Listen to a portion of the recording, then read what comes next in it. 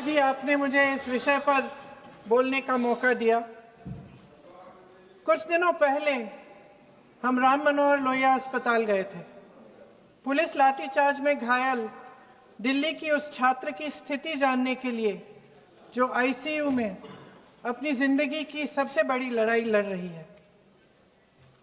हमसे कुछ ही समय पहले आदरणीय स्वास्थ्य मंत्री जी श्री जेपी नड्डा वहां गए थे और उनसे कुछ समय पहले अन्य नेता भी गए। जब तक हम वहां पहुंचे, उस लड़की की मां नेताओं के आने जाने से गुस्से में थी। सुन लीजिए, सुनिए, किसी की पीड़ा का मजाक नहीं उड़ाते। कोई भी हो, किसी की पीड़ा का मजाक नहीं उड़ाते। आप संसद में बैठे हैं, निशिकांत जी आप बना रहे हो। जब तक हम वहां पहुंचे, उस लड़की की मां नेताओं के आने जाने से गुस्से में थी। किस लिए आए हो? उसने आईसीयू के दरवाजे के बाहर खड़े होकर हमें पूछा। हमारे सामने कांपते हुए हाथ जोड़े कहने लगी कि धन्यवाद, आप आए हैं, ठीक है, मगर मुझे किसी से नहीं मिलना, मुझे किसी से बात नहीं करनी। महोदय, उस मां की पीड़ा से उसका पूरा शरीर कांप रहा था, लेकिन उसने दृढ़ आवाज में कहा, सुबह से बड़े बड़े लोग यहां आ रहे हैं, एक के बाद एक वीडियो बना रहे हैं। वह भी आए जिन्होंने मेरी बेटी का ये हाल किया है। किस लिए? उसने हमसे पूछा। किस लिए? मेरी बेटी की बलि तो चढ़ गई है, लेकिन उसे कुछ भी हो जाए तो मैं उसके लिए अपने आप लड़ूंगी। मुझे किसी की मदद नहीं चाहिए, मैं अकेले लड़ लूंगी। महोदय, शायद मुझे यहाँ खड़े होकर सबके सामने ये बात नहीं कहनी चाहिए, मगर उस माँ की गुहार ने मुझे शर्मिंदा किया। उसके दिल के टूटने की वो आवाज जो अस्पताल की दीवारों से में गूंज रही थी, मेरे मन में अभी भी गूंज रही है। इसलिए उस माँ की इजाजत लिए बिना मैं आपके द्वारा आदरणीय प्रधानमंत्री महोदय जी और आदरणीय गृह मंत्री महोदय जी से पूछना चाहती हूँ कि क्या जरूरत थी एक मासूम बच्ची पर इस तरह दमन करने की? क्या जरूरत थी उन छात्रों पर आंसू गैस चलवाने की, उन पर लाठियां बरसाने की, उन पर वाटर कैनन्स चलवाने की? क्या जरूरत थी उन नौजवान लड़कियों को जलील करते हुए उनके कपड़े फाड़ने की, उनको बेरहमी से गंदी तरह पिटवाने की? देश के युवाओं पर पैलेट गन्स और AK-47 चलवाने की क्या आवश्यकता थी? क्या वे आतंकवादी थे? क्या आतंकवादी हैं? टेररिस्ट हैं? हाँ, कांग्रेस बोल रही है। हाँ, कांग्रेस बोल रही है। जवाब दीजिए, जवाब दीजिए। कांग्रेस बोल रही है, जवाब मांग रही है, जवाब दीजिए।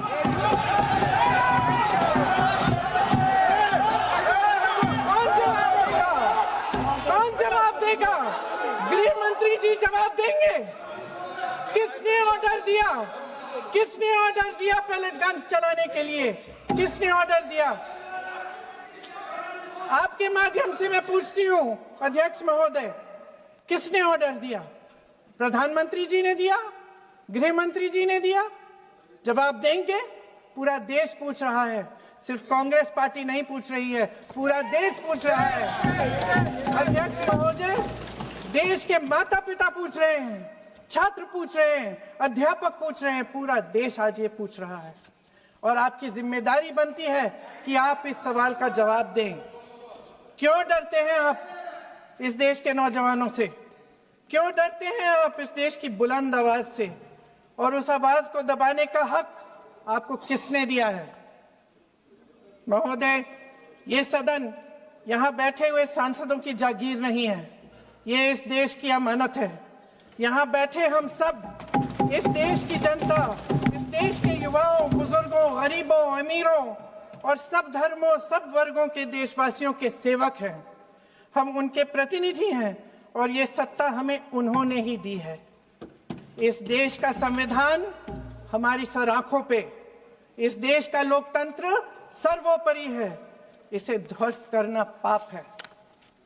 यह करोड़ों जनता हमसे सिर्फ एक चीज मांगती है, जवाबदेही। इंग्लिश में इसे अकाउंटेबिलिटी कहते हैं। हमें सत्ता देकर, हमें यहां तक लाकर सिर्फ उसकी ये गुहार है कि जो हम करें उसकी भलाई के लिए करें, और अगर उनके साथ अन्याय हो तो हम उनके प्रति जवाबदेह बने और उन्हें न्याय दिलवाएं। पिछले दिनों हजारों बच्चे सड़क पर उतरे। उन्होंने अपनी पीड़ा व्यक्त की। गांधी जी के दिखाए हुए रास्ते पर अहिंसा और सत्य को अपने दिलों में रखते हुए, गाते, मुस्कुराते हुए शांतिपूर्वक प्रदर्शन किया। लोकतंत्र के सबसे पवित्र सिद्धांत के तहत उन्होंने अपनी आवाज उठाने का अधिकार कायम किया। ये उस भारत के बच्चे हैं जो गांव में रहते हैं, जो महानगरों में रहते हैं, जो छोटे कस्बों में, छोटे शहरों में रहते हैं, जहां माँ अपने गहने बेच देती है, पिता अपनी जमीन गिरवी रख देता है, एक परिवार अपनी पूरी जिंदगी की कमाई बच्चे के सपने पर खर्च देता है। और अब उन्हीं बच्चों को लगने लगा है कि आज इस देश में मेहनत से ज्यादा बेईमानी मायने रखती है, मेरिट से ज्यादा पैसा मायने रखता है। तब सिर्फ एक छात्र नहीं हारता, उम्मीद हारती है। इन परेशान बच्चों ने अपनी उम्मीदें आपसे साझा की। उनकी मांगे क्या थी? कि पेपर लीक करके उनके साथ जो बार बार अन्याय किया जा रहा है उस पर कार्रवाई की जाए, कि जो सिस्टम उनके भविष्य को कुचल रहा है उसे सुधारा जाए, कि जो माफिया उन्हें घेरे हुए है उसे हटाया जाए, कि जिस मंत्री के कार्यकाल में यह सब हुआ वह इस्तीफा दे, कि उन पर बर्बरता करने वालों पर कार्रवाई की जाए और उसके लिए माफी मांगी जाए। बस यही उनकी मांग थी ना, कि जो शिक्षा और स्वतंत्र अभिव्यक्ति का अधिकार उन्हें संविधान ने दिया है उसे कायम रखा जाए। महोदय, हमारे एजुकेशन सिस्टम में कुछ समय से बहुत खामियां भर चुकी हैं। बच्चों पे जो प्रेशर डाला जाता है उसकी वजह से सैकड़ों बच्चों ने आत्महत्या कर डाली है। उससे भी ज्यादा बच्चे डिप्रेशन में डूब रहे हैं। परिवारों पर बच्चों को पढ़ाने लिखाने के लिए घूस, capitation fees, tuition fees, coaching fees आदि के घिनौने दबाव हैं। लोन लेने पड़ते हैं, सामान बेचना पड़ता है और उसके बावजूद कोई गारंटी नहीं कि उनके बच्चों के भविष्य मजबूत बन पाएंगे, क्योंकि बेरोजगारी चरम पे है। इस सरकार ने रोजगार पैदा करने वाले सभी सेक्टर्स को लगातार कमजोर किया। एग्जामिनेशन सिस्टम खुद फेल हो गया है। पिछले दशक में 152 पेपर लीक हुए, 750 करोड़ छात्र प्रभावित हुए, मगर एक भी दोषी, एक भी माफिया को सजा नहीं।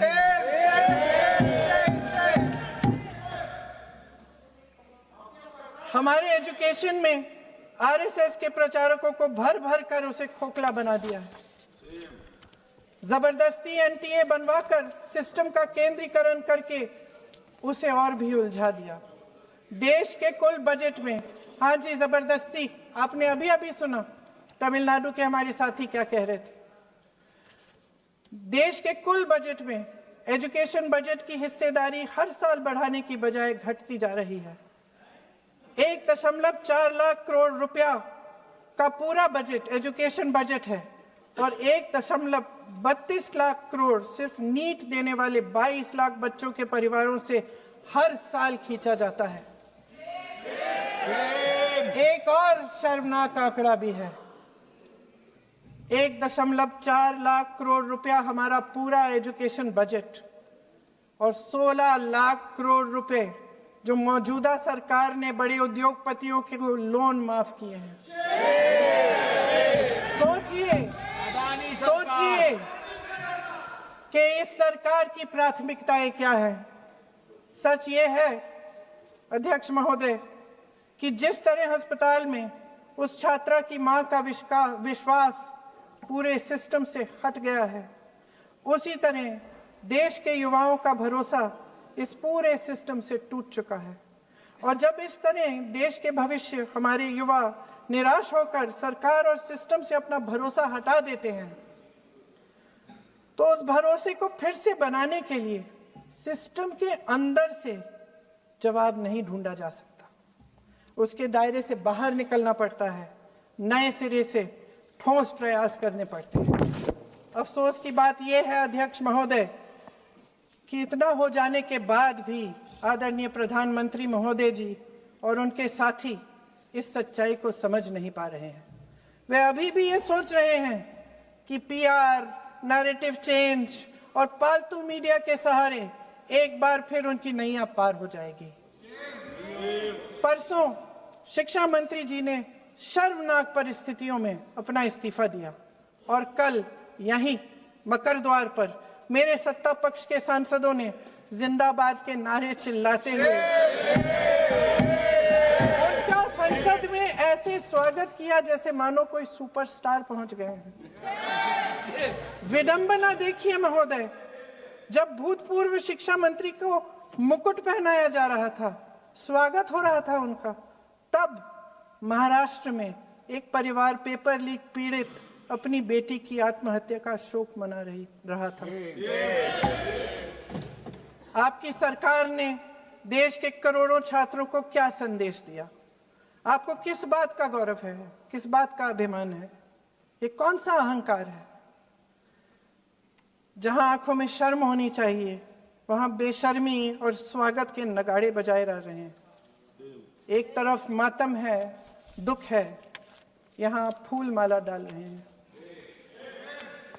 कोई आप पर कैसे यकीन करे? प्रधानमंत्री महोदय जी ने नया शिक्षा मंत्री चुना, एक ऐसे व्यक्ति को इस पद पर आसीन किया जिसने एक गर्भवती महिला के बलात्कारियों की रिहाई पर अपनी सहमति व्यक्त की, खुशी जताई। देश की करोड़ों लड़कियों को प्रधानमंत्री जी ने क्या संदेश दिया? सर, अखबारों में है, अखबार में नहीं। मेरा कुछ भी बोल के चले जाते हैं क्या? अरे ये तो कैसा क्या है इनके पास? ऐसा ही कोई आरोप लगा दीजिएगा, कोई नियम कानून नहीं है।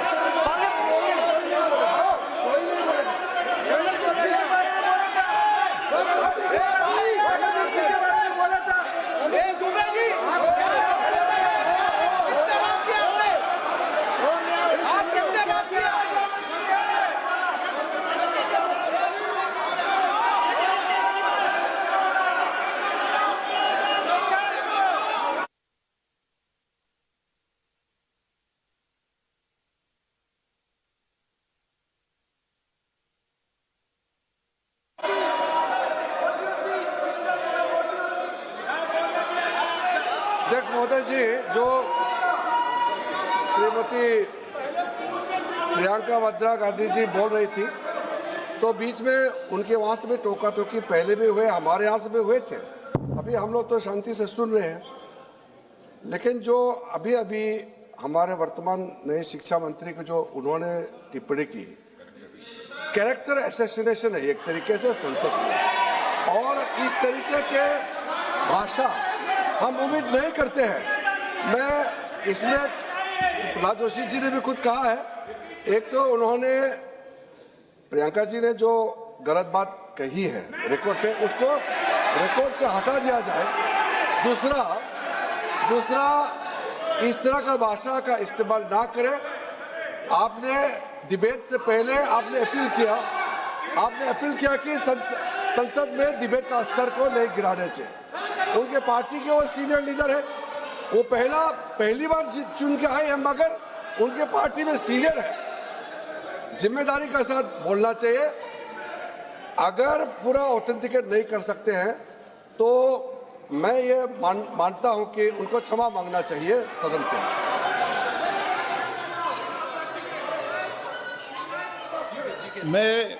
मेरा मत ये सदन के अंदर, ये सदन सर्वोच्च लोकतांत्रिक संस्था का सदन है, इसका एक एक शब्द हमेशा रिकॉर्ड में रहता है। मैं माननीय सदस्य से आग्रह करूंगा कि बिना तथ्यों के हमें इस तरीके के सदन के पटल पर बात नहीं होनी चाहिए।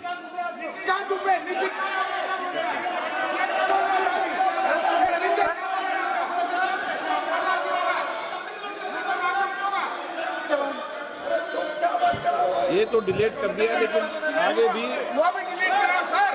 ये जो किसी का बोलता वो भी ये सीधे क्या बोल रहा था, क्या कर रहा था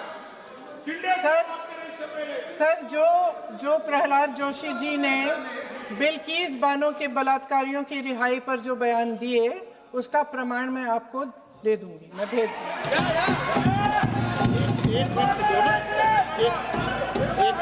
मैं ऑथेंटिकेट करूंगा। स्पीकर का डायरेक्शन 115, उनको पहले ऑथेंटिकेट करने कहिए सर। ऑथेंटिकेट करेंगे उसके बाद वो आगे बढ़ेंगे, ऐसे नहीं होगा। पहले ऑथेंटिकेट करने दो सर। उनको ऑथेंटिकेट करने के लिए कहिए, ऑथेंटिकेट करने कहिए उनको।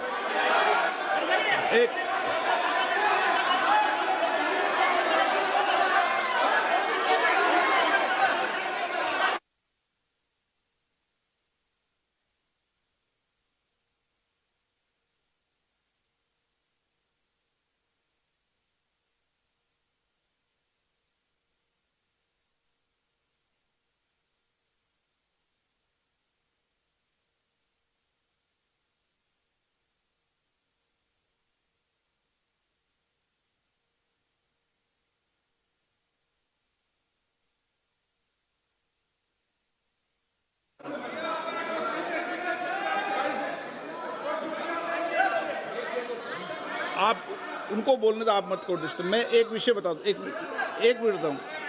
नियम 353 के अंदर फिर मैं एक बार स्पष्ट कर दूं, किसी भी सदस्य द्वारा किसी भी व्यक्ति के विरुद्ध महानहानि या अभियोगात्मक प्रकृति का कोई आरोप नहीं लगाया जाएगा जब तक कि सदस्य ने अध्यक्ष और संबंधित मंत्री को पर्याप्त अग्रिम सूचना नहीं दे दी हो। यह व्यवस्था है।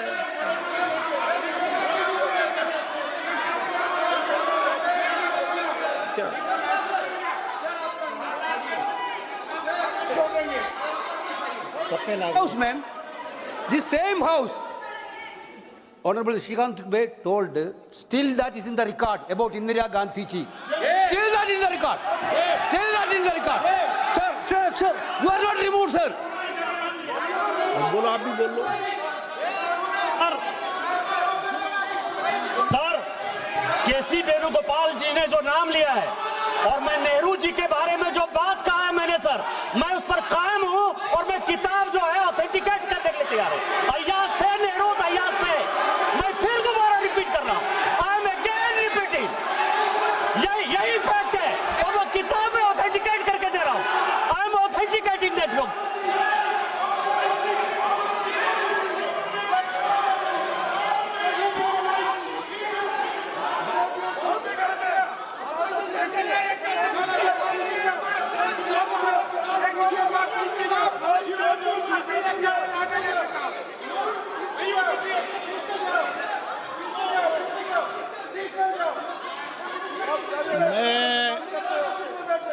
मैं जब आसन पर होता हूं, जो मैं व्यवस्था देता हूं, चाहे सत्ता पक्ष हो या प्रतिपक्ष हो, मैं समान व्यवस्था देता हूं।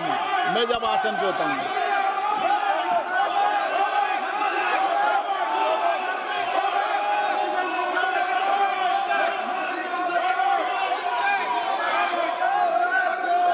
प्लीज बोलने दो, आप उनको बोलने दें,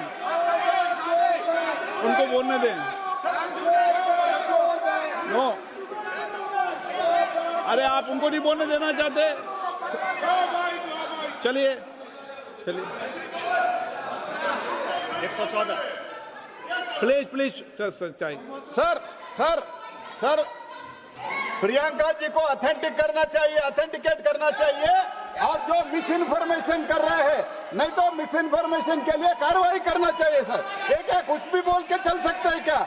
और procedure for the minister the correcting the mistake 114 में अगर वो आपने जो रूल का जिक्र किया 353 में मुझे कोई नोटिस नहीं दिया है, मैं इधर प्रेजेंट हूँ और मैंने ऐसे कैसे बिना ऑथेंटिकेशन बोल सकते मुझे बिना नोटिस दिए हुए। इसलिए मैं इसको खंडन करता हूँ और उसको एक्सपेल करना चाहिए और उनको माफी मांगना चाहिए।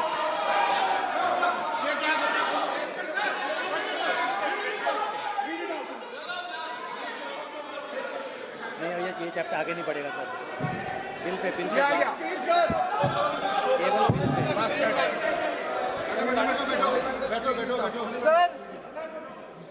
Sir here is a newspaper माननीय सदस्य सर पूरा बुक ले गया है आपने बुक ले गया सकता है Sir, written by a respected माननीय journalist, सदस्य I will authenticate using this, sir. आप माननीय सदस्य प्लीज इसको छोड़ दें।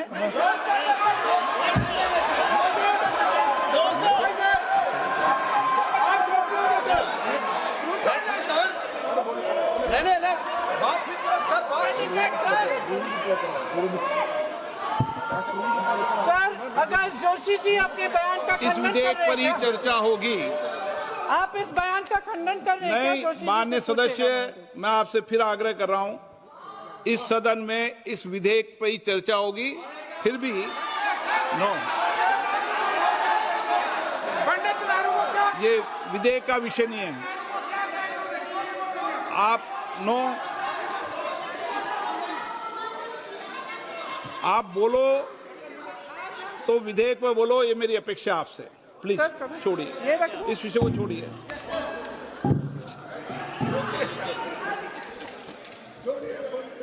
आज हम सदन पटल पर एक ऐसे विधेयक में संशोधन पर डिबेट कर रहे हैं जो 2024 में पारित हो चुका था और इसमें मुख्य संशोधन यही है कि पेपर लीक के अन्य अपराधों के लिए सजा बढ़ाई जाएगी।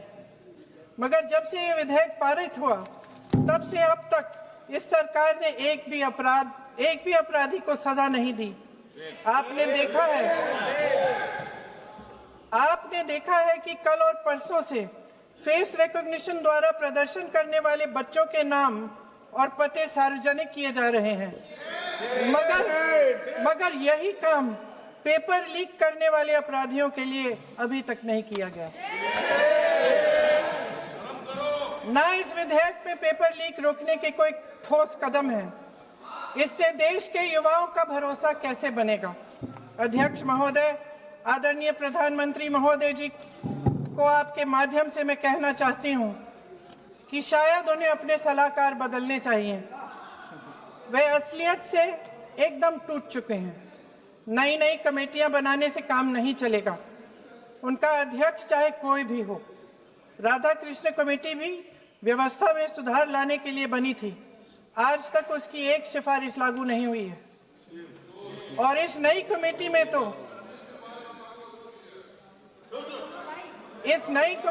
तो एक एक्स-आईबी चीफ, फिर चिल्लाएंगे, एक एक्स-आईबी चीफ, एक आईटी कंपनी के मालिक और एक गौमूत्र के विशेषज्ञ भी हैं।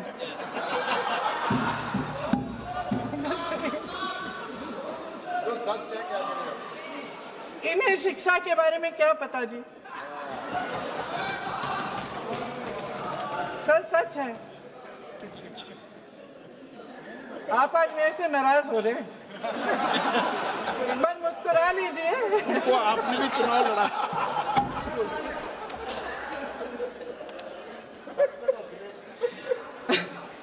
सर, फास्ट ट्रैक कोर्ट्स का रिकॉर्ड पहले से ही बहुत खराब है। वैसे भी कल की सुनवाई में सीबीआई का वकील पेश ही नहीं हुआ। संसद में विपक्ष को दोषी ठहराने से, खोखले राजनीतिक खेल खेलने से काम नहीं चलेगा। आप जेन जी का भरोसा वापस जीतना चाहते हैं तो नए एंगल से अपने फोन से नए वीडियो बनाने से नहीं होगा।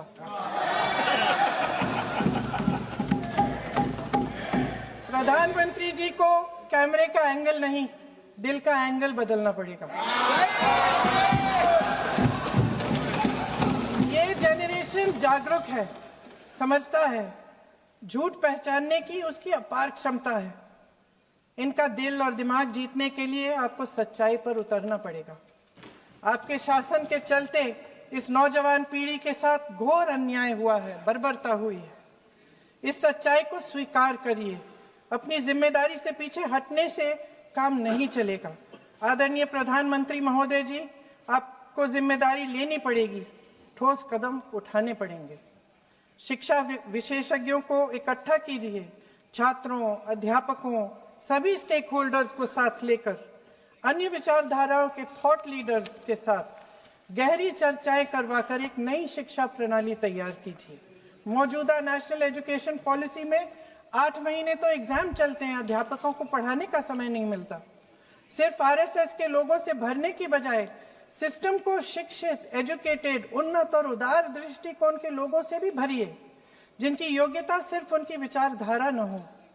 रोजगार पैदा करने के सख्त कदम उठाइए, इस पर फोकस करिए। मेडिकल कॉलेजेस की संख्या बढ़ाइए, चिकित्सा शिक्षा का विस्तार कीजिए, ताकि ये बच्चे जो मेहनत कर कर के भी अपने भविष्य नहीं बना पा रहे हैं, एक उज्जवल भविष्य का सपना देख पाए। अध्यक्ष महोदय, छात्रों को सड़क से हटाया जा सकता है, लेकिन उनके सवालों को नहीं। हर लाठी जो किसी लड़की पर, किसी लड़के पर चली है, वे बच्चों की पीठ से ज्यादा सरकार की साख पर पड़ी है। देश के नौजवान न्याय मांग रहे हैं, भीख नहीं। वे यहां सरकार गिराने नहीं, अपना भरोसा बचाने के लिए आए थे। अध्यक्ष महोदय, आपके माध्यम से मैं सरकार को कहना चाहती हूं, अपनी साख बचाइए, अपनी नीयत ठीक करिए, अपनी अकड़ का इलाज कीजिए, अपने वादों पर अमल कीजिए। आपके शासन में हमने बड़ी बड़ी चोरियां देखी हैं। चुनाव में वोटों की चोरी, राम मंदिर में चंदा की चोरी, आपके उद्योगपति मित्रों द्वारा देश की संपत्ति की चोरी, किसानों की जमीन की चोरी, लेकिन सबसे बड़ी चोरी, हाँ ठीक है, सबसे बड़ी चोरी तब हुई। कहिए, बोलिए।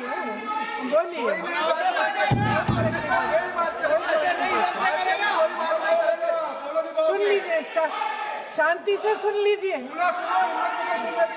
शांति से सुन लीजिए। आपको मौका मिलेगा, आप जितनी भी चोरियों की बात करना चाहते हैं आप कर लीजिए, अभी मेरा समय है। सबसे बड़ी चोरी तब हुई जब देश के नौजवानों के भविष्य, उनके सपने चुराए गए। भविष्य की चोरी, सपने की चोरी किसी भी चोरी से कहीं बड़ी होती है महोदय। अगर देश का युवा निराश हो जाए, अगर देश का युवा निराश हो गया, उसकी उम्मीद टूट गई, तो सबसे बड़ी हार भारत की हार होगी। और हम कांग्रेस और विपक्ष के लोग जान दे देंगे, मगर भारत की हार नहीं होने देंगे। सर, अब तो मुस्कुरा लीजिए, भाषण खत्म।